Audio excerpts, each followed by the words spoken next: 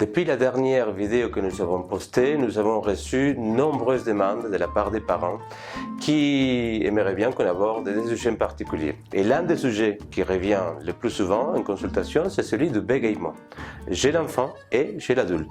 Donc aujourd'hui, nous allons vous parler du bégaiement et des techniques qui permettent de s'en libérer.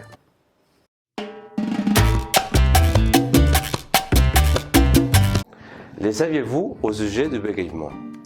Les enfants, notamment en période en plein développement, la période de développement de la parole, vont bégayer un peu comme de façon automatique. D'ailleurs, nous l'avons tous fait à un moment de notre vie. Nous avons à un moment donné bégayé ou alors bloqué sur un mot, sur une phrase ou alors sur une syllabe.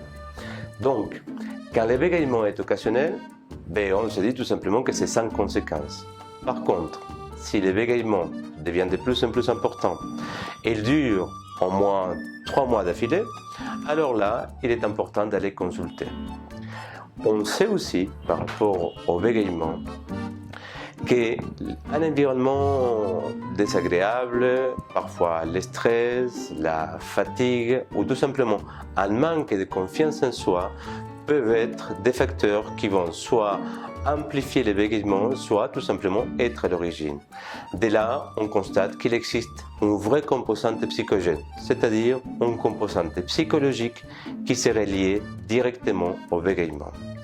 Il existe aussi plusieurs niveaux de bégaiement. Le niveau 1, c'est celui tout simplement le niveau le plus simple dans lequel on va parfois bloquer sur un mot, sur une petite syllabe, mais on se fait entendre, c'est-à-dire qu'on se fait comprendre lorsqu'on parle. Et le niveau 4, c'est celui dans lequel on va parfois avoir des difficultés ou la plus grande difficulté à pouvoir communiquer. Là, on peut bloquer sur des phrases, sur des mots, parfois on a l'impression que tous ces mots restent quelque part bloqués au niveau de la gorge et ont des difficultés à sortir.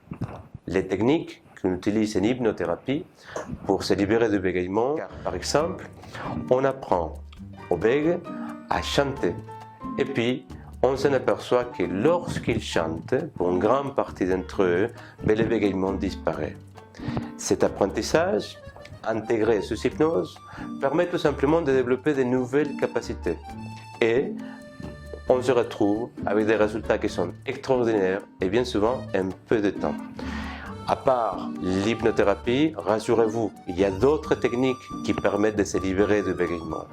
Parmi elles, la thérapie comportementale cognitive, des cours avec des orthophonistes, mais aussi des séances de psychothérapie, des séances avec un psychologue ou de la psychanalyse.